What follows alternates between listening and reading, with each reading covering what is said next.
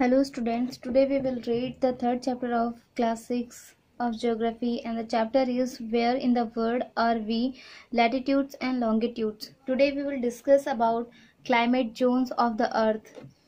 The three distinct climate और heat zones on the earth are, जो अर्थ पर तीन climate zones या जिन्हें हम heat zones भी कहते हैं वो दिए गए हैं यहाँ पर. फर्स्ट है टॉरिड जोन, सेकंड है टेम्परेट जोन एंड थर्ड है फ्रिजिड जोन. यहाँ पर आप देख सकते हैं ये 0 डिग्री, ये जो इसको हम इक्वेटर भी कहते हैं, इसके नॉर्थ में 23.5 डिग्री और साउथ में 23.5 डिग्री में टॉरिड जोन आता है. ये पूरा एरिया टॉरिड जोन कहलाता है. उसके बाद ट्रॉपिक ऑफ कैंसर से लेकर आर्कटिक सर्कल तक यानी 23.5 डिग्री नॉर्थ से 66.5 डिग्री नॉर्थ के बीच का जो एरिया है वो टेम्परेट जोन में आता है.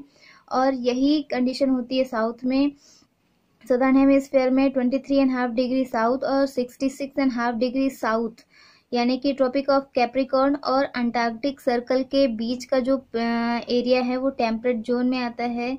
उसके बाद फ्रिजिड जोन की बात करें तो 66.5 डिग्री नॉर्थ से लेकर 90 डिग्री नॉर्थ तक का जो एरिया होता है यानी आर्कटिक सर्कल से लेकर नॉर्थ पोल तक का एरिया ये फ्रिजिड जोन में आता है. वैसे ही साउथ में हम सदर्न में बात करें तो अंटार्कटिक सर्कल से लेकर साउथ पोल तक का जो एरिया है यानी कि 66.5 डिग्री साउथ से लेकर 90 डिग्री साउथ का जो एरिया है वो सदर्न फ्रिजिड जोन में आता है. ये क्लाइमेटिक जोन्स हैं जिन्हें हम हीट जोन्स भी कहते हैं. अब डिस्कस करते हैं टॉरिड जोन के बारे में.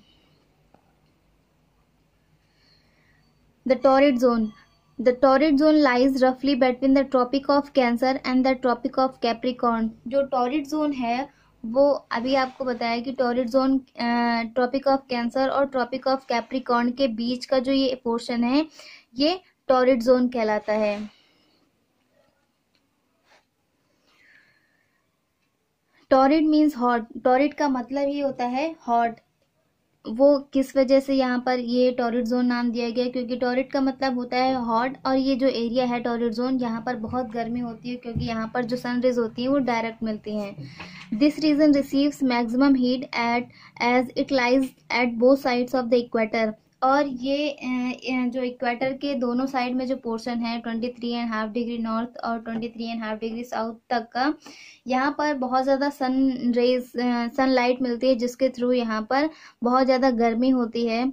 The sun's apparent movement is within the tropics. और जो सन का मूवमेंट है वो ट्रॉपिक ऑफ कैंसर और ट्रॉपिक ऑफ कैप्रिकॉर्न के बीच में ही रहता है. इससे ऊपर नहीं जाता और इससे नीचे नहीं जाता. जो भी जो सन का मूवमेंट है नॉर्थ जाना या साउथ जाना यानी कि हमारी जो अर्थ रोटेट करती है उसकी वजह से जो हमें सन का मूवमेंट मालूम पड़ता है, जबकि सन मूवमेंट अपने ही पोजीशन पर करता है.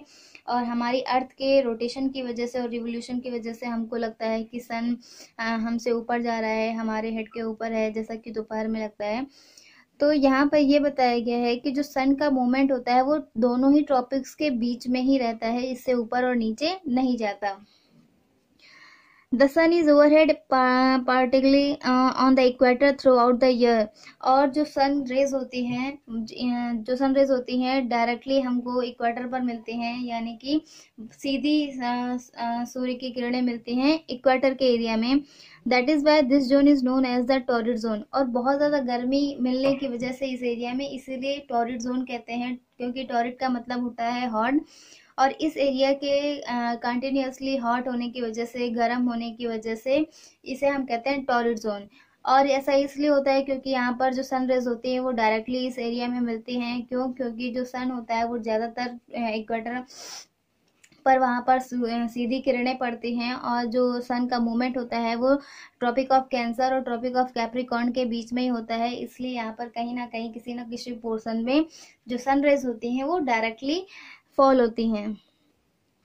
That is Y southern India, Thailand, Singapore and other countries of southern Asia, Indonesia, north Africa, central and northern south America fall in this zone. और टॉरिड जोन में कौन कौन सी कंट्रीज आती हैं, कौन कौन से प्लेसेस आते हैं?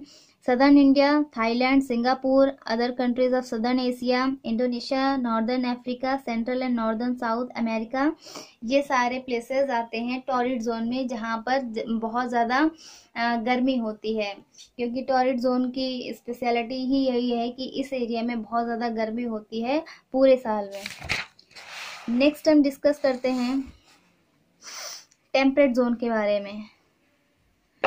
The temperate zone lies between the Tropic of Cancer and the Arctic Circle in the northern hemisphere. जो temperate zone है वो northern hemisphere में Tropic of Cancer और Arctic Circle के बीच में है, and between the Tropic of Capricorn and the Antarctic Circle in the southern hemisphere. और southern hemisphere में Tropic of Capricorn से लेकर Antarctic Circle तक जो एरिया है वो temperate zone में आता है। The temperate zone in the both the northern and the southern hemispheres do not get the direct rays of the sun. Temperate zone में यानी कि northern temperate zone और southern temperate zone में कभी भी जो sun rays होती है वो directly नहीं मिलती। So the temperate zone is a region of moderate climate. और direct sun rays ना मिलने की वजह से यहाँ का जो climate होता है वो moderate type होता है। अब moderate type climate में कैसा होता है weather? Neither too hot not too cold, ना तो बहुत ज़्यादा ये गर्म इलाका होता है और ना ही बहुत ज़्यादा ठंडा। इट हैज़ 4 डिस्टिंक्ट सीजन्स, यहाँ पर 4 तरह के सीज़न होते हैं, मौसम होते हैं। Spring, summer, autumn and winter, ये 4 तरह के सीजन्स होते हैं।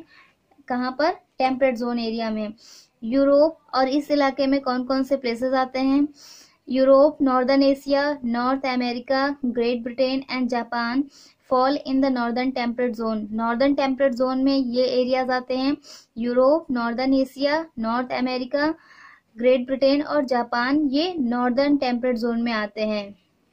While New Zealand, southern part of south America, Australia, also south Africa lie in the southern temperate zone. और सदर्न टेम्परेट जोन में कौन कौन से प्लेसेस आते हैं, कंट्रीज आती हैं? New Zealand, southern part of south America, Australia, ये सारे प्लेसेस, और साउथ अफ्रीका, ये सारे प्लेसेस आते हैं आपके सदर्न टेम्परेट जोन में। तो जो टॉरिड जोन था वहाँ का जो क्लाइमेटिक कंडीशन थी वो बहुत ही ज़्यादा गर्म थी, और जो टेम्परेट जोन है यहाँ पर मॉडरेट टाइप क्लाइमेट है, यानी कि ना तो यहाँ पर बहुत ज़्यादा गर्मी होती है ना ही बहुत ज़्यादा ठंडी होती है। ऐसा इसलिए क्योंकि यहाँ पर कभी भी सनरेज डायरेक्टली नहीं फॉल होती हैं। यहाँ पर जो सनरेज होती हैं वो तिरछी होती हैं, जिसकी वजह से उनमें बहुत ज़्यादा हीट नहीं होती और यहाँ का टेम्परेचर नहीं बढ़ता, यानी बहुत ज़्यादा गर्म टेम्परेचर नहीं होता यहाँ का। फ्रिजिड जोन की बात करते हैं। The frigid zone lies between the Arctic Circle and the North Pole in the Northern Hemisphere. Frigid zone जो है नॉर्दर्न हेमिस्फीयर का वो आर्कटिक सर्कल और नॉर्थ पोल के बीच में आता है, and between the Antarctic circle and the south pole in the southern hemisphere. और सदर्न हेमिस्फीयर में अंटार्कटिक सर्कल और साउथ पोल के बीच का जो एरिया है वो फ्रिजिड जोन है। These two zones are also known as the polar regions। और ये जो एरियाज हैं वो पोल के पास होने के पास, यानी कि नॉर्थ पोल और साउथ पोल के पास होने की वजह से ये एरियाज पोलर रीजन्स भी कहलाते हैं। These areas always get the slanting rays of the sun। यहाँ पर भी सूर्य की किरणें होती हैं, बहुत ज़्यादा तिरछी होती हैं।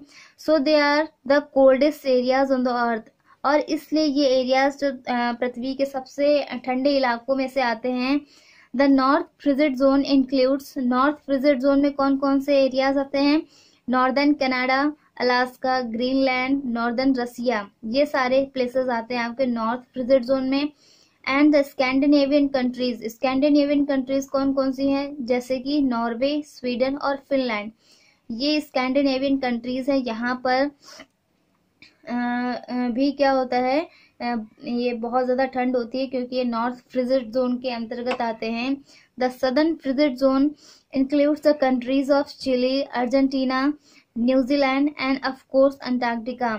और सदर्न फ्रिजिड जोन में जो एरियाज आते हैं या कंट्रीज आती हैं चिली, अर्जेंटीना और न्यूजीलैंड और अंटार्कटिका। तो यहाँ पर ये सारे के प्लेसेस आते हैं सदर्न फ्रिजिड जोन में। सदर्न फ्रिजिड जोन यानी या नॉर्दर्न फ्रिजिड जोन, ये एरियाज जो हैं वो काफ़ी कोल्डेस्ट एरियाज माने जाते हैं अर्थ के। यहाँ पर जो सन रेज होती हैं बहुत ज़्यादा तिरछी होती हैं, जिसकी वजह से यहाँ पर टेम्परेचर बहुत ही ज़्यादा कम होता है। यहाँ पर टेम्परेचर माइनस में होता है और ज़्यादातर समय में लगभग या पूरे साल कह लीजिए यहाँ पर बर्फ़ जमी होती है। और यहाँ का जो लिविंग कैटेगरी होती है वो बाकी दोनों जोन से बहुत ही कम होती है। यहाँ पर लोगों की जो संख्या होती है वो बाकी जोन के मामले में कम होती है यहाँ पर। क्योंकि यहाँ का जो एटमॉस्फेयर है वो बहुत ज़्यादा कोल्ड होता है। Okay, thank you.